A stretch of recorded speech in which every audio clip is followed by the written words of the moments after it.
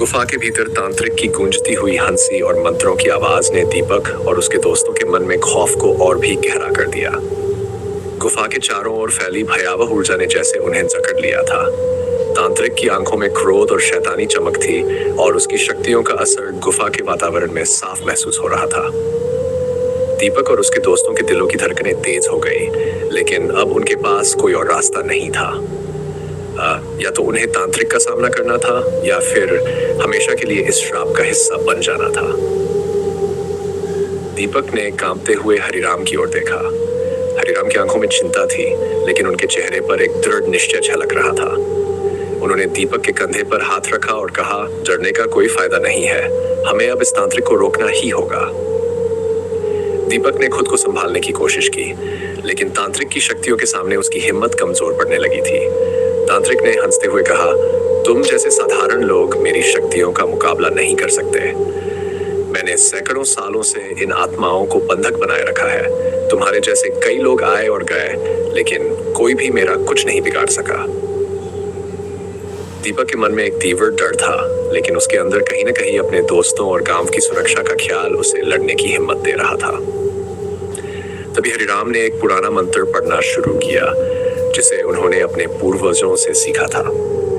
यह मंत्र तांत्रिक की काली शक्तियों को बेअसर करने के लिए था, लेकिन बेहद खतरनाक भी था। अगर मंत्र में थोड़ी सी भी गलती होती तो तांत्रिक की शक्ति और बढ़ सकती थी। जैसे ही हरिराम ने मंत्र पढ़ना शुरू किया, तांत्रिक का चेहरा गुस्से से लाल हो गया। उसने जोर से चिल्लाकर कहा, तुम्हारी हिम्मत कैसे हुई मेरे खिलाफ मंत्र पढ़ने की? मैं तुम्हें मिटा दूंगा। तांत्रिक ने हवा में हाथ उठाया और उसके चारों ओर एक भयानक ऊर्जा का घेरा बन गया। गुफा में उपस्थित सभी दोस्त एक झटके से पीछे हट गए और दीवारों से अजीब अजीब आकृतियां प्रकट होने लगी। ये वही आत्माएं थी जिन्हें तांत्रिक ने सदियों से बंधक बनाकर रखा था। दीपक ने हिम्मत जुटाकर तांत्रिक की ओर कदम बढ़ाए। तांत्रिक ने उसकी ओर देखकर कहा, तुम मेरी शक्तियों का सामना नहीं कर सकते, ये तुम्हारा अंत है। लेकिन दीपक ने अपनी सारी हिम्मत को एकत्रित करते हुए कहा, मैं डरूंगा नहीं, तुमने बहुत अन्याय किया है, अब इसका अंत होना ही चाहिए। हरिराम ने मंत्र पढ़ने की गति तेज कर दी। अचानक गुफा के चारों ओर एक तेज चमक फैल गई और तांत्रिक की शक्तियां कमजोर होने लगीं। तांत्रिक ने अपनी पूरी ताकत से लड़ाई करने की कोशिश की, लेकिन हरिराम का मंत्र उसे पीछे हटने पर मजबूर कर रहा था। गुफा की दीवारें कंपन करने लगीं और तांत्रिक की गुस्सैल चीखें गूंजने लगीं। जैसे जैसे मंत्र पूरा होता गया, तांत्रिक की शक्तियां ध्वस्त होने लगीं। वह जमीन पर गिर पड़ा और उसकी आंखों में एक भयानक डर झलकने लगा। नहीं, तुम ये नहीं कर सकते, तांत्रिक चिल्लाया, लेकिन अब बहुत देर हो चुकी थी। उसकी काली शक्तियां ध्वस्त हो रही थी और उसकी पकड़ से आत्माएं मुक्त होने लगीं। आखिरी मंत्र पूरा होते ही तांत्रिक ने एक आखिरी चीख मारी और उसकी पूरी काया गुफा में ही जलकर राख में बदल गई। गुफा में भयानक शांति छा गई। हवेली में बंद आत्माओं की चीखें अब बंद हो चुकी थीं और गुफा के वातावरण में एक अजीब सी शांति फैल गई थी। दीपक और उसके दोस्तों ने राहत की सांस ली। वे जानते थे कि तांत्रिक का अंत हो चुका है और अब हवेली का श्राप हमेशा के लिए खत्म हो गया है। हरिराम ने दीपक की ओर देखा और कहा, तुमने आज बहुत बड़ी जीत हासिल की है।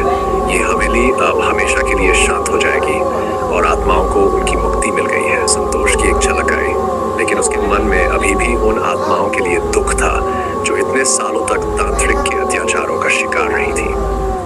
दीपक और उसके दोस्त गांव लौट आए और गांव में यह खबर फैल गई कि हवेली का श्राप खत्म हो गया है। लोग दीपक और उसके दोस्तों की बहादुरी की तारीफ करने लगे, लेकिन दीपक जानता था कि यह जीत आसान नहीं थी।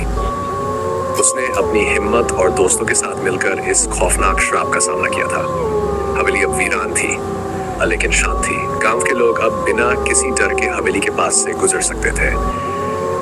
दीपक और उसके दोस्तों ने अपनी हिम्मत और धैर्य से उस भयावह रात का अंत किया और गांव में शांति फिर से स्थापित हो गई।